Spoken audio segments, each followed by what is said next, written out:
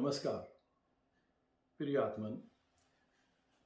विगत 4 महीनों से डिवाइन नेक्टर चैनल में परिस्थिति जन्य अनुपस्थिति के कारण मैं डॉक्टर निर्मल मंगली आपसे क्षमा प्रार्थी हूँ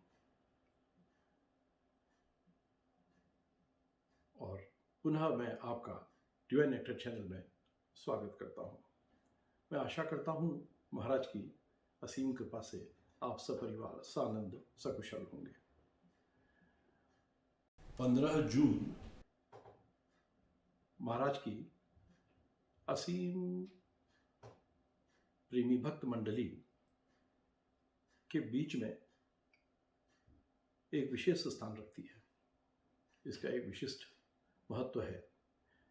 इसी दिन सन 1964 में सोमवार के दिन महाराज जी ने स्वयं अपने कर कमलों से कैची धाम में हनुमान जी के विग्रह की प्राण प्रतिष्ठा संपन्न करी थी।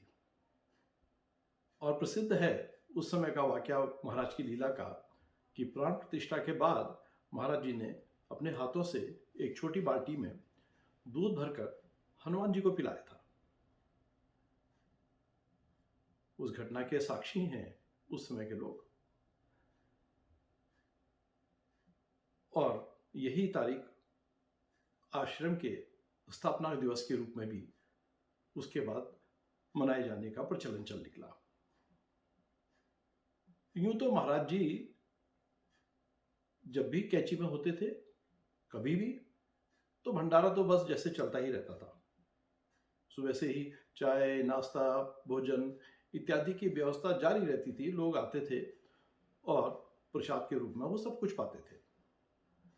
और तब सन 64 में जब प्राण प्रतिष्ठा स्थापना दिवस के कार्यक्रम संपन्न हुए तो भव्य भंडारा हुआ था और वही परंपरा तब से लेकर आज तक चली आ रही है।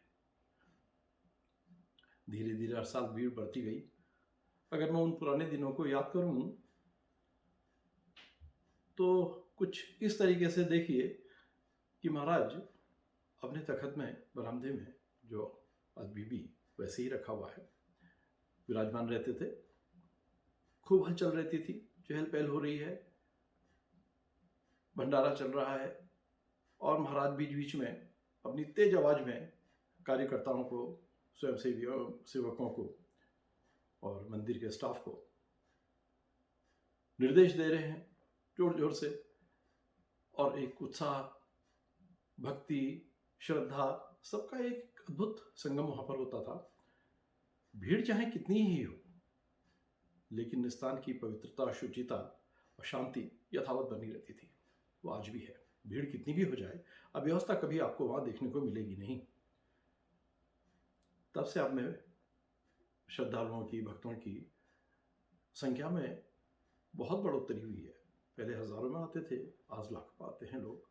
लेकिन व्यवस्था जो की त्यों है जैसा महाराज के समय में होता था वैसा ही आज भी है। तब भंडारा कुछ इस तरीके से होता था। लोग आते थे और प्रांगण में पंक्तिबद्ध होकर बैठ जाते थे जैसे पंगत में बैठते हैं। पत्तलें बिछ जाती थीं और पत्तलों में ही पूरी आलू सब्जी हलवा इत्यादि परोसा जाता था। लोग छक के भंडारे का प्रसाद पाते थे और महाराज कहते भी थे, आओ खाओ और जाओ। आओ यानी ये प्रेम का आमंत्रण है, खाओ सेवा है, जाओ आसक्ति न रखो, भगवान को याद रखो, जाओ अपने अपने कामों में लगो। लोग खूब अच्छी तरह से वहां प्रसाद पाते थे भंडारे का और साथ ही में जो लोग घर में रह गए हैं परिवार के अन्य सदस्य उनके लिए ले भी जाते थे। महाराज की अद्भुत लीला थी। कभी भंडारे का प्रसाद कम नहीं होता था, भीड़ चाहे कितनी हो। और यह सिलसिला तब से आज तक चला आ रहा है। मेरा सौभाग्य रहा है वहीं होने की वजह से लगभग जब तक वहां था हर भंडारे में शामिल हुआ हूं और वो अपने आप में एक अनुभव है। उस भंडारे का एक बहुत गहरी अनुभूति है वो।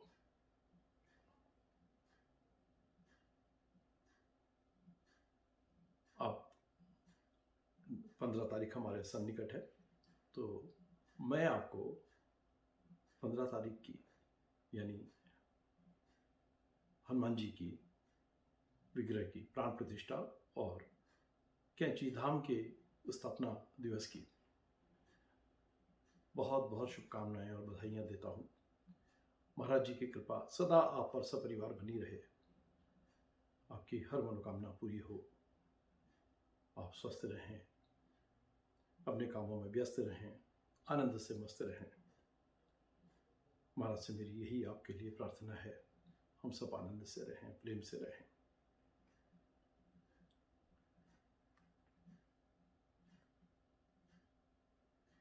फरवरी के महीने में मैं यहाँ कनाडा से अपने देश भारत के लिए निकला और तब मैंने तमाम तरीके के विचार मन में उठ रहे थे और मुख्य बात इतनी ही थी कि मैं महसूस कर रहा था कि मैं अपने वहाँ के सालों से चले आ रहे नियमित दिनचर्या से मुक्त हूँ। वहाँ एक नियमित दिनचर्या थी बतौर एक चिकित्सक के, और उससे मुक्त होकर मैं जैसे कि छुट्टी में वापस जा रहा था, तो मेरे मन में बड़ा उत्साह इस बात का कि मैं मुक्त समय और मन से सब लोगों से भेंट घाट करूँगा, सबसे मिलूँगा, खूब घूमूँगा, और स्वाभाविक ही था ऐसा सोचना भी। खैर, मैं फरवरी में अपने गृह नगर हल्द्वानी में पहुँचा और कुछ परिस्थिति ऐसी हुई कि जाते ही लगभग समझ लीजिए मुझे अपनी आँखों की चिकित्सा के लिए अस्पताल विजिट करना पड़ा और मेरी शल्य चिकित्सा हुई। आपकी प्रार्थनाओं, शुभकामनाओं, महाराज की कृपा से सब सफल रहा, परंतु निर्विघ्न पूर्ण स्वास्थ्य लाभ करने के लिहाज से मैं लगभग आइसोलेशन में रहा कि मैं एक भिन्न वातावरण से आया था, तो धूल धमास से मेरे को दूर रहने की हिदायत दी गई थी। तो उसमें ठीक होते होते लगभग मार्च का दूसरा हफ्ता तक निकल गया, लेकिन मैं पूरी तरीके से स्वस्थ हो गया। वो महाराज की कृपा है। हाँ, वो समय भी मैंने कालांतर में महसूस किया कि महाराज की कृपा का एकांतवास जैसा था, बड़ा आनंद रहा। फिर मार्च में मैं नैनीताल, हनुमानगढ़ी, भूमियाधार, कैंची और काकड़ी घाट महाराज के स्थान के दर्शन के लिए गया। हर स्थान पर जाके लगा जैसे मैं घर लौट के वापस आया हूँ महाराज के पास में। गहरी अनुभूति थी। मैं ये भी महसूस कर रहा था कि इतने अंतराल में लौटा हूँ समय के, तो जो परिवर्तन आए हैं, भक्तों की संख्या बढ़ गई। बड़ी खुशी हो रही थी कि लोगों में जागरूकता भक्ति की इतनी तेजी से फैल रही है, और महाराज सबके लिए अभय दिए हुए कल्पवृक्ष की तरह खड़े हैं। बहुत आनंद आया, और महाराज की प्रेरणा और कृपा से ही मुझको उन स्मृतियों को वहाँ पर जाके वीडियोग्राफ रिकॉर्डिंग करने का मौका भी मिला। सो मैंने किया, और मैं उम्मीद करता हूँ निकट भविष्य में उस प्रयास के परिणाम आपके सम्मुख महाराज के प्रसाद के रूप में मैं जल्दी ही प्रस्तुत करूँगा। फिर मार्च के तीसरे हफ्ते में मध्य प्रदेश इंदौर से श्री महाराज जी वेलफेयर फाउंडेशन के आमंत्रण पर मैं इंदौर गया। महाराज जी वेलफेयर फाउंडेशन महाराज जी के वहाँ पर निर्माण कर रही है मंदिर का, इंदौर से 120 किलोमीटर दूर शाजापुर डिस्ट्रिक्ट में। वहाँ पर एक बहुत ही रमणीक स्थान बिजाना में है, जो प्राचीन सिद्धपीठ है। श्री माँ बगलामुखी तारा महाशक्तिपीठ प्राचीन है और बहुत ही शांत अद्भुत स्थान है। तो उसके प्रांगण में ही महाराज जी के मंदिर की स्थापना की जा रही है। उसी सिलसिले में उन्होंने मुझको वहाँ बुलाया था। मेरा सौभाग्य था, महाराज ने भेज दिया। वहाँ के भक्त समाज में सब लोगों से भेंट हुई, बहुत अच्छा लगा, बड़े प्रेम से खूब चर्चाएं भी हुई। और फिर अगले दिन हम उज्जैन महाकाल दर्शन के लिए गए। बहुत अद्भुत रहा दिन पूरा। और लौटे तो इंदौर से, नगर से पहले एक प्रसिद्ध मंदिर है हनुमान जी का, उल्टे हनुमान जी। उल्टे हनुमान जी यानी हनुमान जी जब अहिरावण द्वारा राम और लक्ष्मण का अपहरण कर उनको पाताल ले जाया गया था, तो उनको लाने के लिए हनुमान जी ने पाताल में ठीक वैसी ही छलांग लगाई थी जैसे गोया कोई पानी में छलांग लगाए। तो हनुमान जी के विग्रह की इस तरीके से सर नीचे वहां पर विग्रह है, उल्टे हनुमान जी। उनको साक्षात जीवंत हनुमान जी के रूप में वहां पर उनकी प्रतिष्ठा है, मनोकामना पूरी करने वाले। वहाँ भी महाराज जी की लीला देखने को मिली, उसको फिर साझा करेंगे। और बहुत अद्भुत रहा। उसके बाद अगले दिन इंदौर से करीब 150 किलोमीटर दूर मंडलेश्वर क्षेत्र में भटिया गांव है, पीपल गांव, वहाँ नर्मदा के तट पर प्रसिद्ध संत सियाराम बाबा जी की कुटिया है, छोटी सी। उनके दर्शन करने का सौभाग्य मिला। करीब 1 घंटा में कुटिया में उनके साथ रहा। छोटी सी कुटिया है, लोग लगातार आते जाते रहते हैं। महाराज जी अपनी रामायण में ही खोए रहते हैं। अपने हाथ से लगातार सब आने जाने वालों को प्रसाद देते हैं, वहाँ चाय पिलवाते हैं। और सुबह शाम महाराज जी अपनी कुटिया से निकलकर, सीढ़ियों का एक सिलसिला है, कुटिया थोड़ी ऊंचाई पर है नदी के तट से, उन सीढ़ियों को पार कर सामने एक खम्बानुमा स्थान है, देवस्थान, उसमें दिया जलाते हैं बिना किसी अग्नि के। दैवी शक्ति है। तो उनके दर्शन का लाभ मिला। उनसे अल्प बात करने की मैंने चेष्टा करी, परंतु अब बढ़ती हुई उम्र के साथ वो कहते हैं, बाबू सुनता नहीं हूं, कुछ नहीं सुनाई देता। 100 साल से ऊपर उनकी आयु बताई जाती है।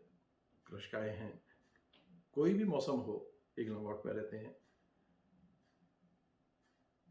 एक लंबे समय तक खड़े रहकर उन्होंने 10-12 साल साधना की, खड़ेश्वरी साधना। तो पैरों में जख्म है तो इसलिए पट्टी बंधी रहती है उनकी। उनके दर्शन का लाभ कर फिर वापस हम लौटे और फिर अगले दिन मैं वापस लौट आया। जब मेरा वापस लौटा तो हमारे क्षेत्र में उस समय वायरल रेस्पिरेटरी इन्फेक्शन फैला हुआ था। मैं भी उससे अछूता नहीं रह सका और मैं भी चपेट में आया।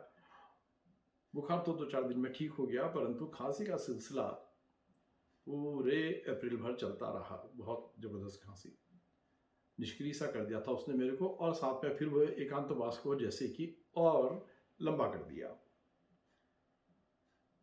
सब महाराज की कृपा थी, मैं स्वस्थ भी हो गया, उन्हीं की कृपा थी, एकांतवास और लंबा हो गया। और फिर मैं मई में यहाँ वापस लौट के आ गया। आज मैं आपके सम्मुख हूँ, स्वस्थ हूँ, आपके आशीर्वादों से, महाराज की कृपा से। मेरी निष्क्रियता के बीच भी आप लोग हमेशा स्वयं अपनी तरफ से मेरे निकट बने रहे। अपने विचार, अपनी जिज्ञासा, अपने प्रश्न इत्यादि लगातार मुझको प्रेषित करते रहे, लिखते रहे, कमेंट्स में, मेल्स में, फ़ोन में भी।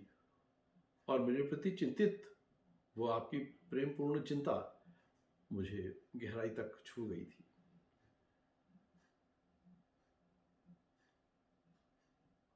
तो निष्क्रियता मेरी तरफ से थी, आप प्रेम में सदा सक्रिय थे, उसके लिए मैं आपका सदा कृतज्ञ रहूँगा, कृतज्ञ हूँ। वो आपके प्रेम का प्रसाद है। महाराज का दिया हुआ ये प्रेम का सेतु है जो हमें एक दूसरे से जोड़ता है। तो इसी श्रृंखला में महाराज के वार्ताक्रम को जारी रखते हुए अब मैं जल्दी ही 2-4 दिनों में ही आपको अगली चर्चा सत्संग की सूचना दूंगा जूम मीटिंग द्वारा ऑनलाइन, और हम लोग फिर इकट्ठा होंगे पहले की तरह, फिर चर्चाएं होंगी और जारी रहेंगी। मैं जल्द ही आपको इस बात के लिए सूचित करूंगा। महाराज की कृपा सपरिवार आप पर सदा बनी रहे। स्वास्थ्य, सौख्य, संपदा, संतोष, प्रेम सब परिपूर्ण रहें। आपकी हर मनोकामना पूरी हो। सुफल मनोरथ हो ही तुम्हारे। महाराज की कृपा से सब संभव है, होगा। तो अभी मैं आपसे विदा लेता हूं इस उम्मीद के साथ कि जल्दी ही आपसे भेंट होगी। और हाँ, अपनी कोई भी जिज्ञासा, विचार, सुझाव, प्रश्न इत्यादि आप हमारे साथ शेयर कर सकते हैं। मैं आपको आईडी दे रहा हूं, और आईडी है महाराज की लीला, MAHARAJKILEELA,